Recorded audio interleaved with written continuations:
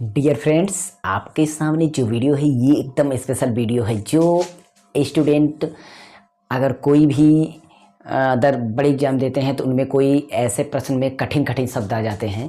अगर आप यूपीएससी का एग्ज़ाम दे रहे हैं तो उसमें भी आपको बहुत सारी रीडिंग करने लगते हैं। मतलब आप जब तैयारी करते हैं तो उसमें ऐसे ऐसे शब्द आ जाते हैं, कभी कभी उस शब्द का मतलब समझ में नहीं आता, या आप जब से पढ़ रहे हैं ना तब से ही आपको वो कठिन शब्द मिलते हैं। तो आज हम यहाँ आपके लिए लेकर आए हैं हिंदी के कठिन शब्द। क्या आपके हिंदी के कठिन शब्द, ठीक है।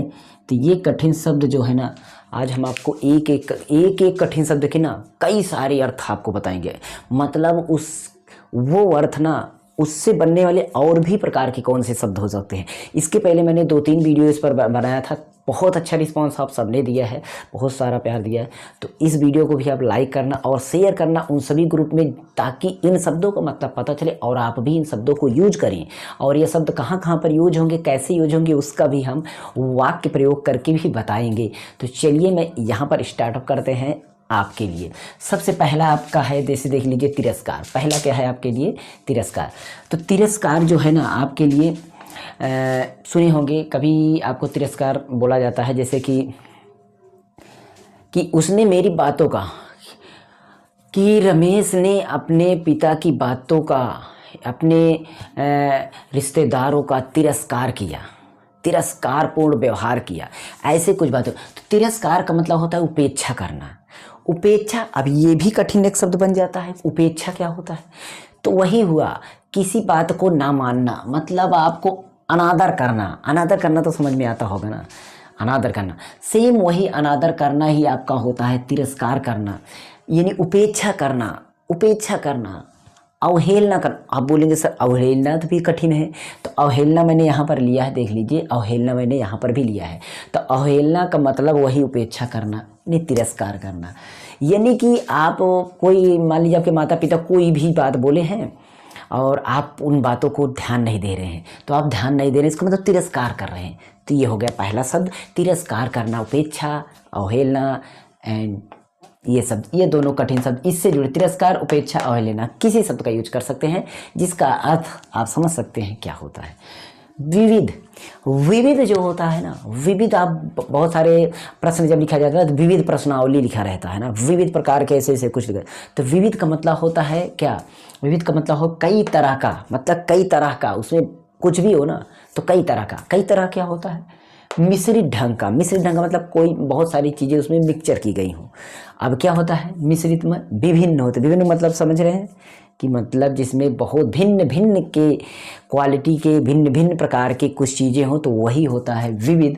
यानी भिन्न प्रकार का, विभिन्न या अलग अलग तरीके का, कई तरह का, तो ये होता है विविध। मतलब आपने देखा, मैं बोलूं कि आपने एक चैप्टर पढ़ा, उसमें आपका एक टाइप होता है क्वेश्चन है, एक दूसरे टाइप का क्वेश्चन है, तीसरे टाइप का क्वेश्चन है, चौथे टाइप का क्वेश्चन है, और एक ऐसी प्रश्नावली है सभी टाइप का क्वेश्चन उसमें मिला दिया जाए, तो वही होता है विविध।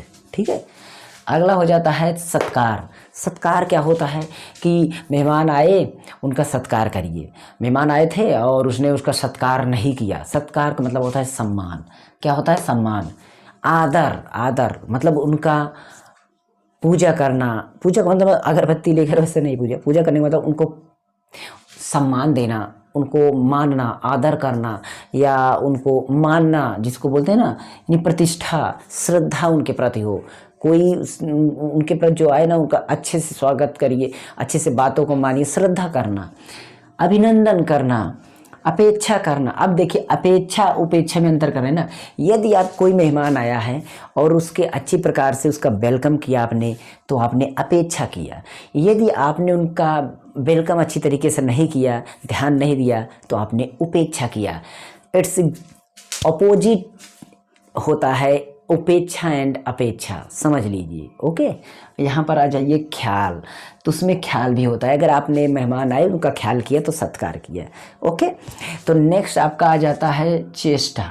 चेष्टा क्या होता है? वीडियो बड़ा होगा, पूरा देखिएगा, बहुत ही बेहतरीन वीडियो बनाया है। चेष्टा। चेष्टा का मतलब क्या होता है कि मुझे मारने की चेष्टा मत करना, मतलब प्रयास मत करना, मतलब कि आप किसी प्रकार का ऐसा कृत्य मत करना मुझे मारने का कृत्य मतलब कार्य मत करना, प्रयास मत करना, कोशिश मत करना, प्रस्ताव मत करना। प्रस्ताव अभी सोचेंगे हाँ प्रस्ताव से मतलब कोई ऐसा प्रस्ताव मत रखना मेरे सामने, ऐसा कोई चेष्टा मत रखना।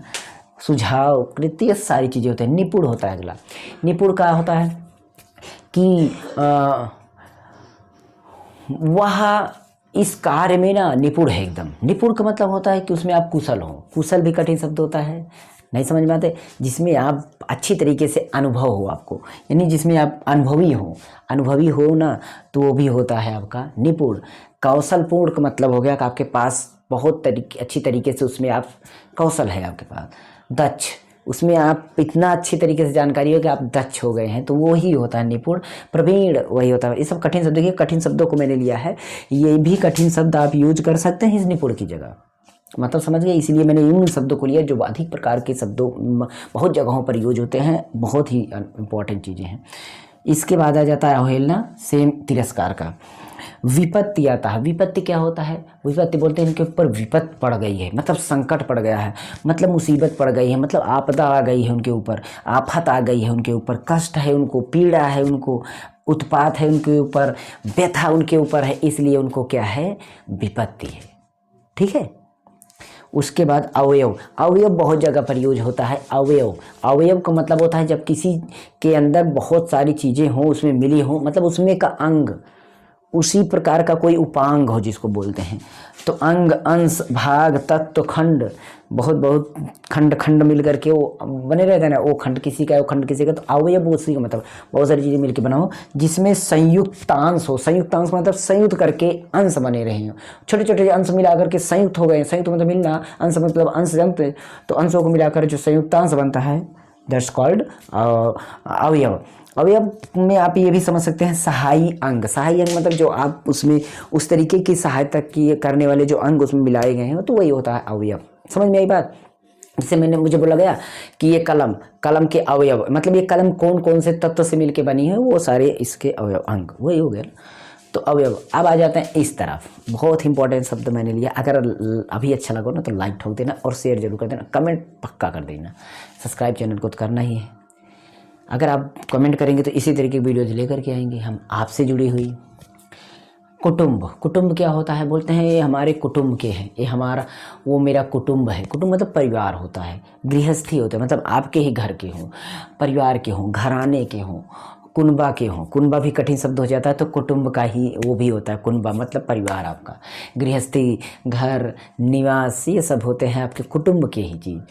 अगला जाता है उग्र। बोलते हैं ये इतना उग्र हो गए हो। उग्र मतलब तेज हो गए हो, तीव्र हो गए हो, मतलब आप क्या हो गए? प्रचंड हो गए हो, मतलब आप आक्रामक हो गए हो, मतलब आप रौद्र हो गए हो, मतलब आप उत्तेजित हो गए हो। जैसे अध्यापक उस बच्चे पर उग्र होकर के क्लास को छोड़कर चले गए। उग्र होकर के मतलब वो थोड़ा सा, वो क्या हो गए? वो तीव्र हो गए, थोड़ा सा रूखा हो गए, रूखा टाइप हो गए, यानी तप्त हो गए, लाल हो गए, जिसको बोलते हैं गर्म हो गए, यानी रौद्र हो गए, उत्तेजित हो गए। देखिए कठिन कठिन से रौद्र लिया, प्रचंड लिया, हिंसक लिया, ये सब उग्र है। मतलब ये सब आपस में वही चीज़ें हैं। एक शब्द अगर समझ लिए सभी का मतलब वही होने वाला है। इसलिए मैंने कितने कितने शब्द लिए, आप खुद सोच सकते हैं इतने शब्द को कोई आज तक नहीं, पूरा यूट्यूब छाट लेना। कोई तरह के वीडियो अगर बनाए मिले तो फिर आके कहना, कोई नहीं बनाया है। अगला देखिए स्वच्छंदता। स्वच्छंदता का मतलब क्या होता है? स्वच्छंदता होता है मनमानी। मनमानी मतलब आप फ्री हैं, मतलब आज़ाद हैं। आप स्वच्छंदता हैं मतलब आप स्वच्छ हैं, साफ हैं, आज़ाद हैं, जो मन कहे सो करो, यानी कि आप मोक्ष में हैं। मोक्ष में है, आपको मुक्ति मिल चुकी है, आप मोक्ष में हैं, आप स्वेच्छा से काम करें। जब स्वेच्छा से काम करते हैं तो वही होता है स्वच्छंदता। जब स्वेच्छा से हो काम, मनमानी से हो काम, आपका अधिकार बन जाए, मतलब आप ये कर सकते हैं, आपका अधिकार है, सब आज़ाद है ना, तो ये होता है अनुज्ञा। ये भी देखिए अनुज्ञा। अनुज्ञा कठिन शब्द है ना, ये कठिन शब्द है। मोक्ष कठिन है, स्वेच्छा ये सब कठिन है, मतलब स्वच्छंदता का ही रूप है। आ जाइए भीरुता। भीरुता जो होता है ना, ये कायरता का एक शब्द होता है। जहाँ पर कायरता वाली बात हो वहाँ पर आप भीरुता लिख सकते हैं। इसके बहुत सारे आपके शब्द नहीं होते हैं, इसलिए मैंने एक ही शब्द लिखा है। फिर भी इसके 2 शब्द और होते हैं, बहुत ही कठिन शब्द होते हैं वो भी, मतलब बहुत ही कठिन मतलब यूज होते हैं। मैंने 2 शब्द इसमें छोड़े हैं, आपको 2 शब्द भरना है। कमेंट में जो 2 शब्द बता देगा भीरुता का, मैं उसका कमेंट का बहुत अच्छी तरीके से रिव्यू लिखूंगा कि हाँ आपने बहुत अच्छा से रिसर्च किया। इंटरनेट का सहारा मत लेना, ले लीजिएगा फिर भी आप भीरुता का 2 अर्थ और देना है, समझ में आई बात? चलिए समझा देते हैं।